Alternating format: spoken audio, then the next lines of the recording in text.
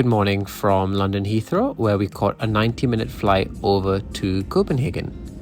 From the airport, it's very quick to get to the city centre. We took a train to Copenhagen Central Station for around £3. A lot more affordable than I thought it'd be, given that we were in Scandinavia. Since Copenhagen hotels can be pretty pricey, we stayed at Urban House Hostel in a private room. It's right next to the central station, clean, comfy, and made getting around super easy. And in terms of views, we had an absolutely charming view of a strip club across the street. Talk about culture!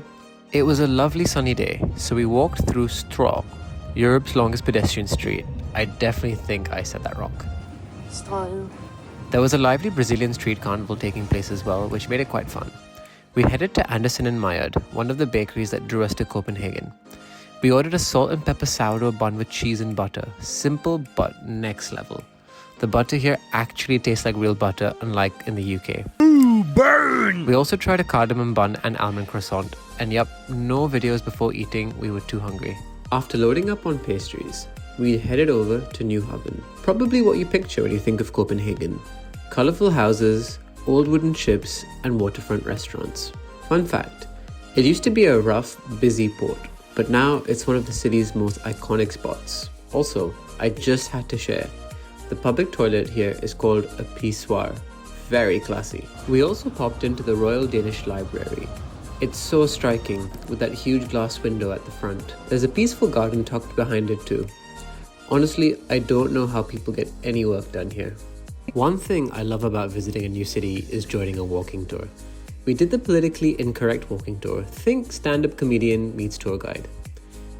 Coincidentally, it was our guide's first day, so we were the guinea pigs for his jokes.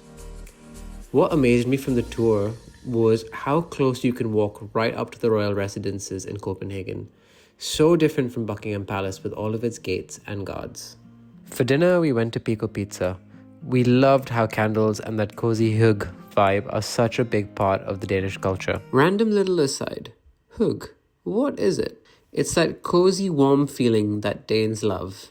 Candles, comfort, food, and life's simple moments. Kind of like this room right here. Okay, now back to the video. The fun thing about Pico Pizza is that instead of one large pizza, you can pick 3 little ones and try different flavors. So good.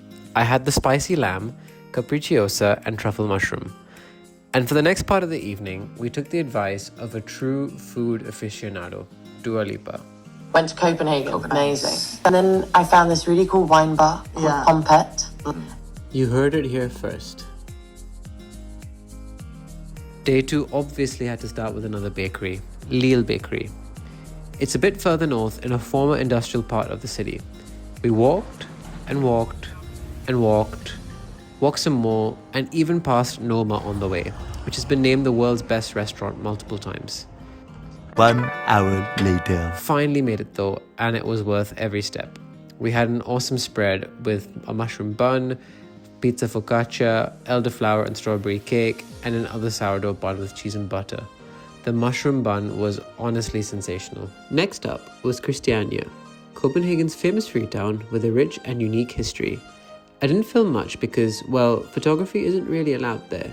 But I did get this clip of the sign when you leave that says, "You're now entering the EU," which I found pretty amusing. It's part hippie commune, part street art gallery, and definitely worth a wander.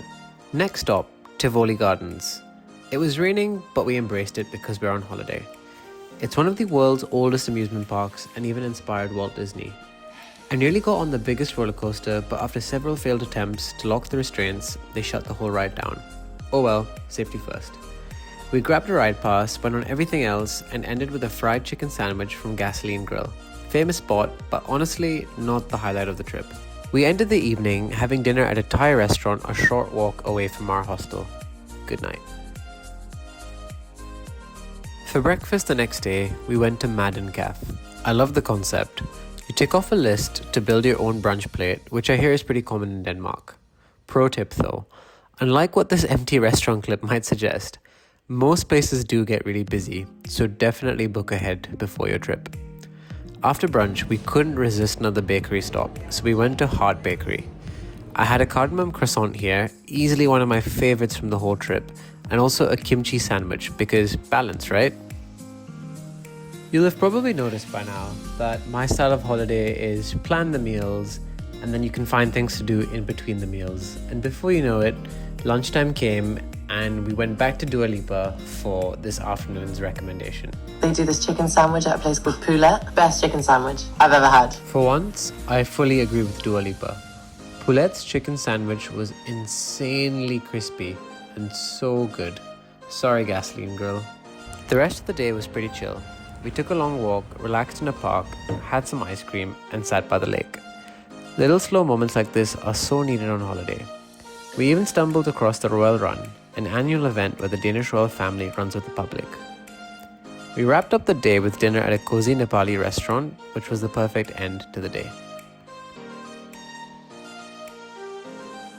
Day 4 was pretty quick, since we had an evening flight to catch, and honestly, we were a bit fed up with the rain.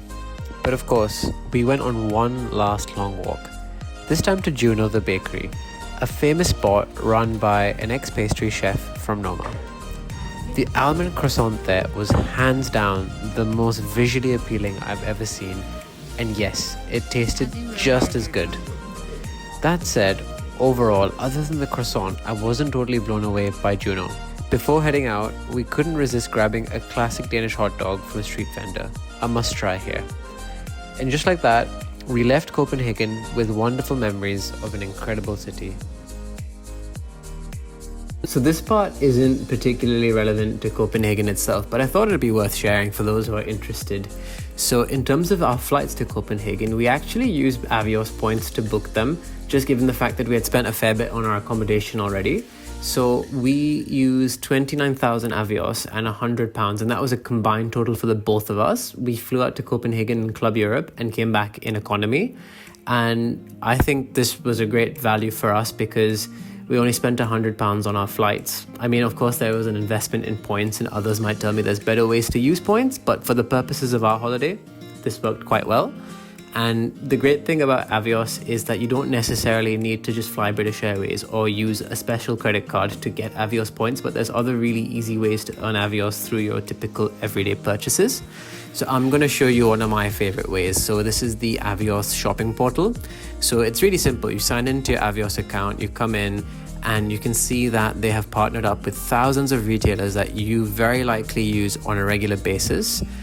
So some of my favorite ones are this one. So this is the booking.com one. If I just open that up in another tab, it's really simple. So you click to the retailer that you would use for any purchase, and you can see here there's an earning rate. So for every £1 you spend on booking.com, you will earn 6 Avios. And to be honest, this is great because you will have to book a hotel or some form of accommodation anyway. So all you have to do is click shop now. It takes you to the booking.com website. And from there you complete your purchase.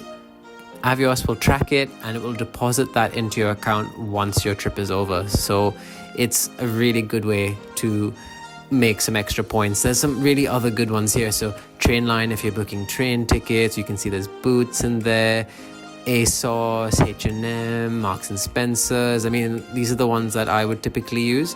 But if you're also planning any big purchases, there are so many retailers you can choose from, and whenever we have a big purchase coming, we typically always check on the portal if there's anything. So last year we bought one of the Dyson fans, so we decided to check if there was a earning rate here on the Avios portal, and you can see right now there's 3 Avios per pound, but last year it was around 10 Avios. It was a promotional rate, so again, made a sizable number of Avios just by tracking our purchase through here. So don't think that you just have to fly regularly or have some fancy credit card to get your points. There are some really easy ways to earn points just by your everyday expenses. And as long as you have that in front of mind before making a big purchase, just to check, is there a way I can earn some points?